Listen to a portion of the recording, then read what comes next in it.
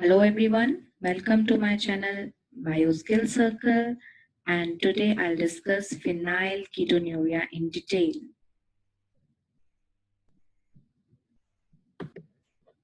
Amino acids are building blocks for body proteins, and phenylalanine is essential amino acid. This means that it can only be obtained from the food we eat, as our body cannot produce phenylalanine.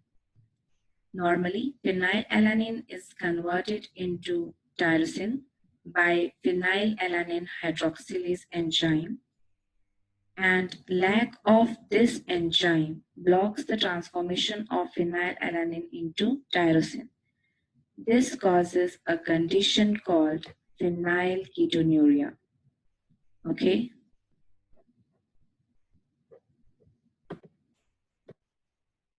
Phenylketonuria, or PKU, is a rare inherited disorder that is characterized by an inability of the body to utilize phenylalanine.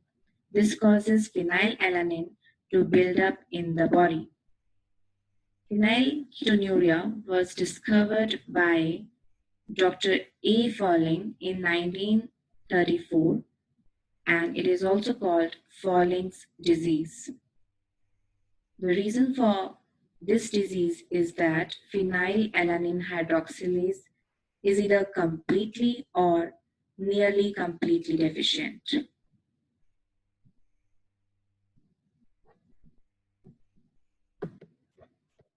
PKU is inherited condition caused by a defect in PAH gene. This PAH gene helps create phenylalanine hydroxylase enzyme that is responsible for the breakdown of phenylalanine.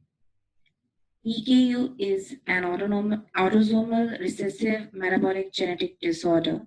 That means both parents must pass on a defective gene for their child to inherit the disorder. If just one parent passes on an altered gene, the child won't have any symptoms but will be carrier of the disease. If PAH activity is reduced, then phenylalanine cannot be converted into tyrosine, and a dangerous buildup of phenylalanine can occur. Then this phenylalanine is converted into phenylpyruvate and can be detected in the urine.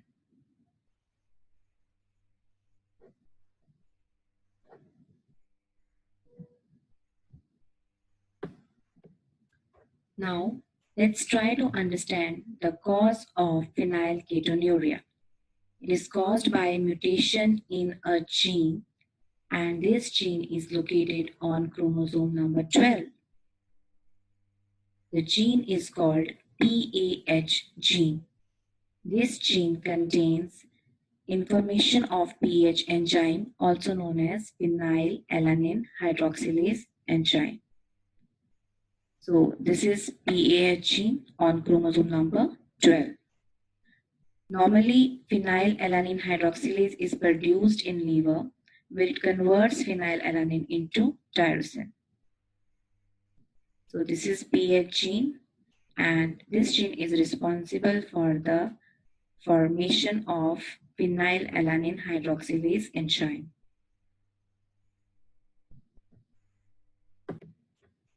Function of PAH.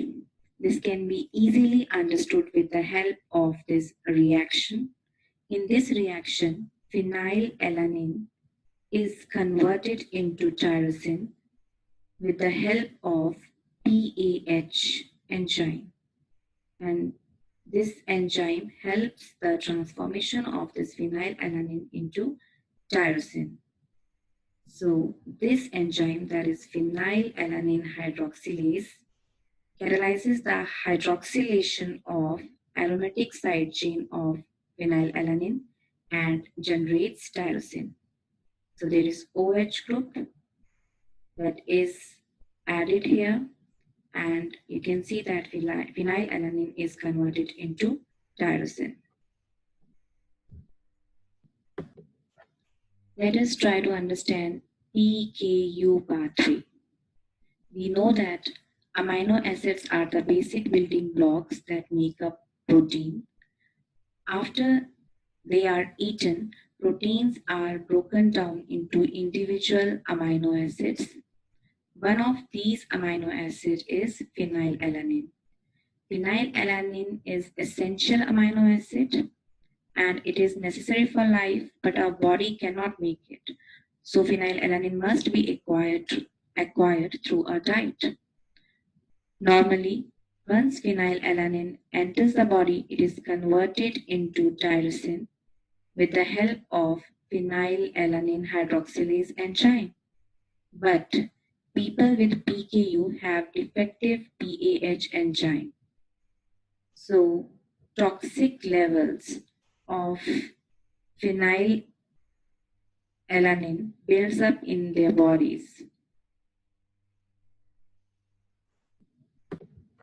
What are the symptoms of phenylketonuria? Because nerve cells are particularly sensitive to phenylalanine, so excessive amount of this substance can cause brain damage. So intellectual disability or mental retardation is one of the symptoms of phenylketonuria. Second is seizures. This is due to excessive neuronal activity in brain. Next is tremors or trembling and shaking. These are uncontrolled shaking movements. Then next is stunted growth or reduced or impaired growth and development. Skin conditions such as eczema or dermatitis. If PKU is untreated or if foods contain phenylalanine are eaten, then breath, skin, earwax, and urine may have a mousy or musty odor. And this odor is due to building up of phenylalanine substances in the body. Next is hypopigmentation. Hypo means low pigments. So it should not be confused with depigmentation. That means no pigments at all. So in hypopigmentation, there is low pigment. Since phenylalanine plays important role in production of melanin, and this pigment is responsible for skin and hair color. Therefore, infants with this condition often have lighter hair, skin, eyes than their brother and sister without the disease. Next is microcephaly. This means small head. It is a medical condition in which the brain does not develop properly and resulting in small head. So a baby born to a mother who has poorly treated PKU may have small head, and baby might also suffer from heart problems and low weight. How phenylketonuria is diagnosed? PKU can be easily detected with a simple blood test during the first week of life. Screening is done by taking small blood sample from baby's heel and measuring blood phenylalanine level by simple laboratory test. If screening shows elevated phenylalanine, further blood and urine tests are required to confirm the diagnosis. These tests search for the presence of PH gene mutation that cause phenylketonuria. These tests are often done within 6 weeks after birth. Let us see what treatment options are available. Treatment of phenylketonuria involves a diet that is very low in phenylalanine. So low protein diet is required. The diet must be strictly followed. This requires close supervision by a registered dietitian or doctor and cooperation of the parent and child.